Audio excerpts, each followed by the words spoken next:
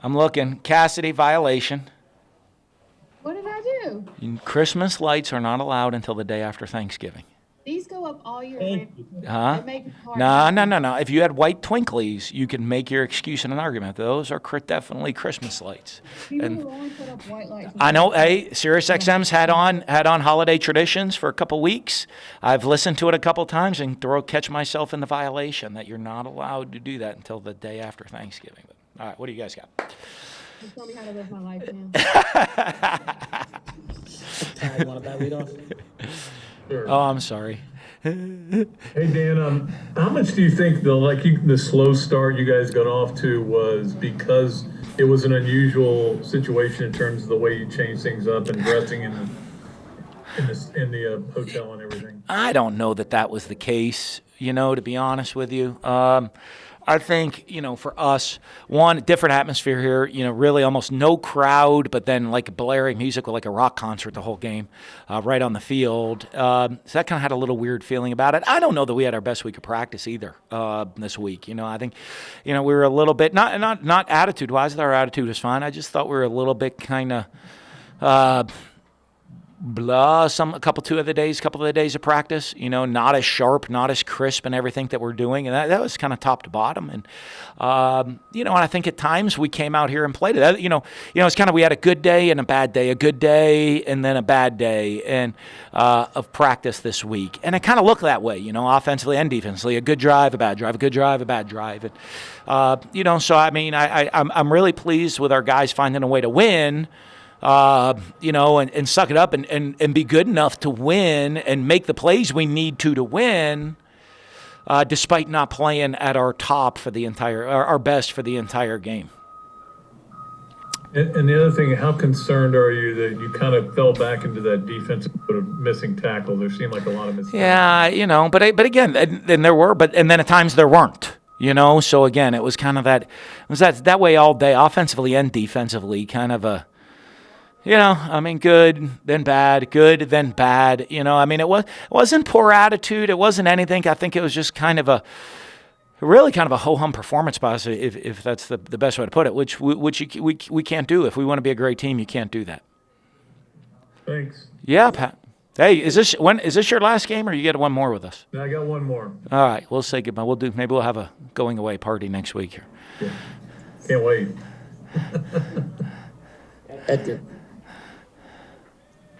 Dan, how big was that 4-1? That was pretty fancy call on your 34. That's why they pay you the big bucks, I guess. I thought it was going to be closer to it. And then I saw that it was a little bit further away. But we felt comfortable with the call we would have in that situation. In our ability to be able to get it. And it also would give us an opportunity. We're pretty good offensively, but it would give us an opportunity to really separate us in the course of the game. And then, so it wasn't just the fourth down, but going out and getting the touchdown afterwards, I thought was on finishing that drive, because it gave you the touchdown right before half and the touchdown to start the second half, and you're a 14-point swing really without them threatening. And that's that's something you want to be able to do in the course of the game. So defensive breakdowns, those aren't a concern for you? Everything's a concern for me. The offensive breakdowns, the defensive breakdowns, they're all concerns for me. That's what we do, and we go coach them up and get them fixed. And, the easiest thing to say is, okay, if it is one thing, then you just, it's pretty easy, should be to fix one thing on the sideline. We did that on several of the things we're fixed on the sideline. Some of it is with stuff we got to get fixed during the week and get better at. And so, we had breakdowns on both sides of the ball today. That was, that were at times disappointing, because I know you guys look at it, okay, is it a missed tackle? That's easy. Is it a missed tackle because we had poor angle on the ball? Is it a missed tackle because we had a missed assignment? Is it a missed tackle for poor effort? Is it a missed tackle because we had the wrong guy maybe in a situation to go make that play one-on-one? Was it a good call?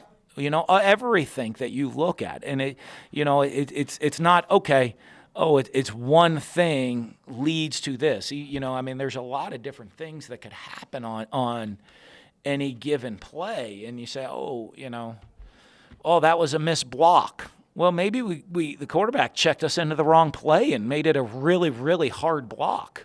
And when there was a much easier thing for us to be able to do, maybe, hey, boy, they made great coverage and they're all over us, or he made the wrong read, or we had a missed assignment in protection and they're able to get pressure on us, or we just had poor technique.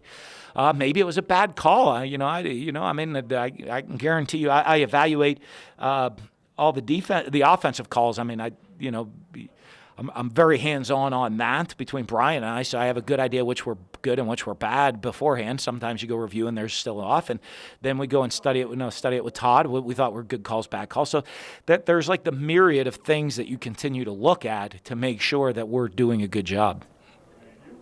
Thanks, Dan. Mark Long. Hey, Dan. Hey, Mark. I know you called it a ho-hum performance, but it still set a school record, 9th straight game with 35 or more points. Is that good enough for you guys offensively? And to steal Nick's joke here, what will Spurrier get you for that? I don't know if I'm getting much for this one, but it was good enough today. Good enough offensively means you score one more point than they did. So 3-2 could be good enough. Today 38 was good enough. And that's team football, though. Were we good enough defensively today? Yes. 37 would have been good enough today. Does that mean we're playing to our standard? I don't know. You know what I mean? That's something we have to judge when we go break it down and evaluate and look at how our week was and how our preparation was. But,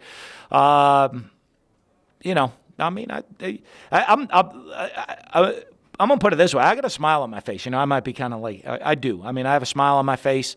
You never take a win for granted. It's hard to win football games. You're playing a 10-game SEC schedule. I'm fired up. I was really proud of how our guys actually played today, coming out. And, there were things we stubbed our toe along the way, and we still come out with a 1-point victory with the game in hand most of the, basically the whole second half. And, so I am really proud of how our guys played today. I think, I don't know if people give the Vandy. Right, there was 38-35 last week. And, they've put up some numbers and played in some tight games. And, so I am really proud of how we played, how our guys played. And I am going to get home as soon as you guys let me go. We'll get home sooner and enjoy this victory. You guys are already home, so you get to enjoy as soon as you hit the end, leave the Zoom meeting.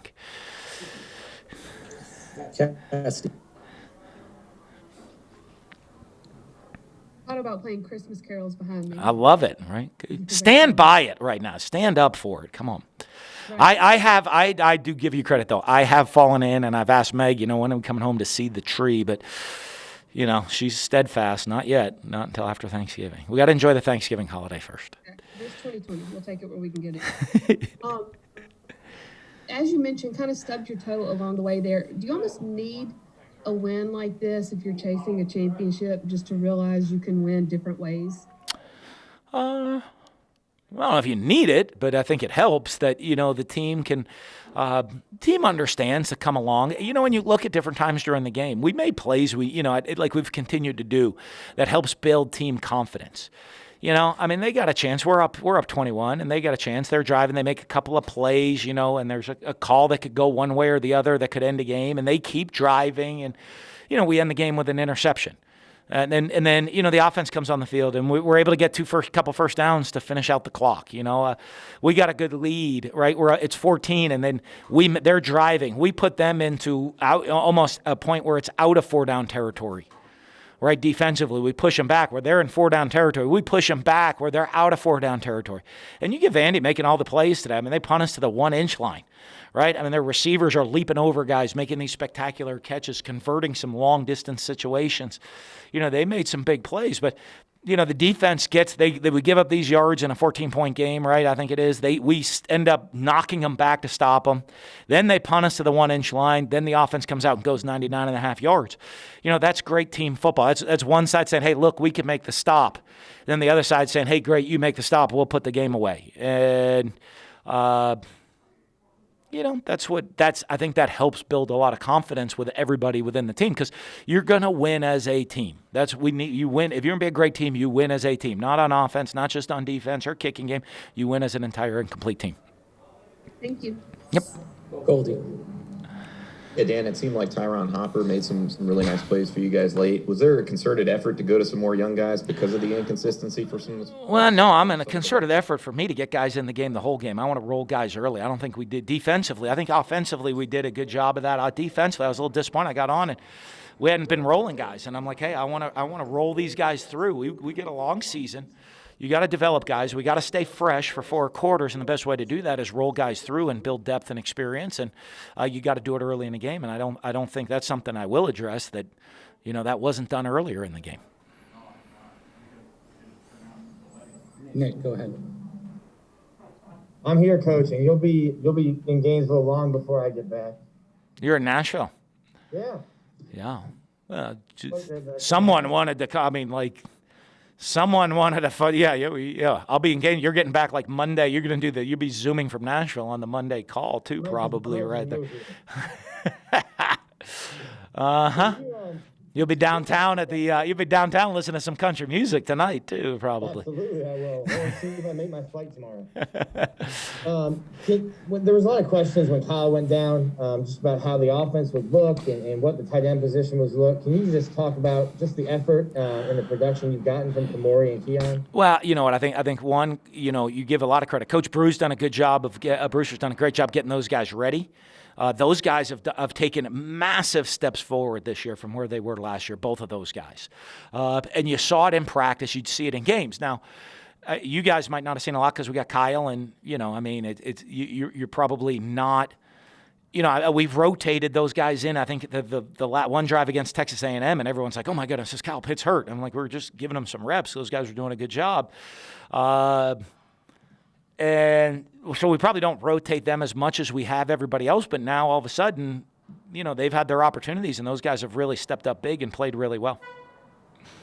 And then Mark wanted to ask, but he missed it. Did you consider getting Kyle a 4th touchdown? He had a streak of 4 touchdown games on that last 99-yard drive when Emory went in and threw the touchdown. Well, yeah, that's not my job. That's his job. He had a bunch of plays to do it on. He missed a couple throws that could have scored touchdowns on, so.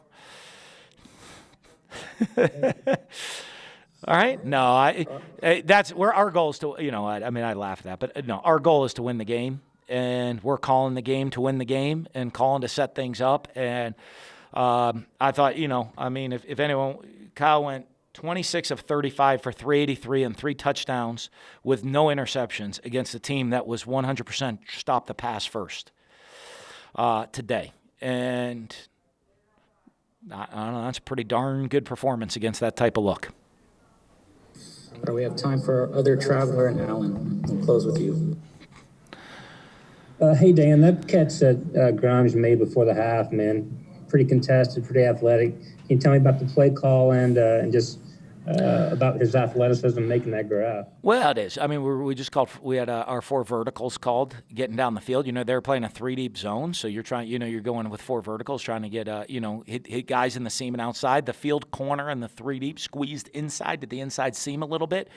Kyle let it rip outside to him. And so he was, instead of being over the top of the number 1 receiver, he was kind of splitting it. We call playing dividers between the number 1 and number 2 receiver. So, Kyle put it up high and outside where Trey could go up, and that guy was have to come inside out to make the play. And there was a guy kind of sinking from underneath on him too. Great ball placement, but in that where you want to put that ball, where the defense doesn't have a chance, you're going to have to make a spectacular catch. And Trey, has the size and the athleticism, and then the ball skills to go make that play. All right, thanks, Coach. Thank you. All right, thank you, guys. Guys that are in Nashville, be safe. Right, wear a mask, social distance. Everybody else, I'll be home eventually. Right? I'm going to sing Christmas carols. I'll get some, Frank, all right. I want to know on Monday, we got to do a little poll. Christmas best, are we Frank Sinatra Christmas? Are you Burl Ives Christmas? Or are we more modern Christmas music? That's everybody. Question of the week.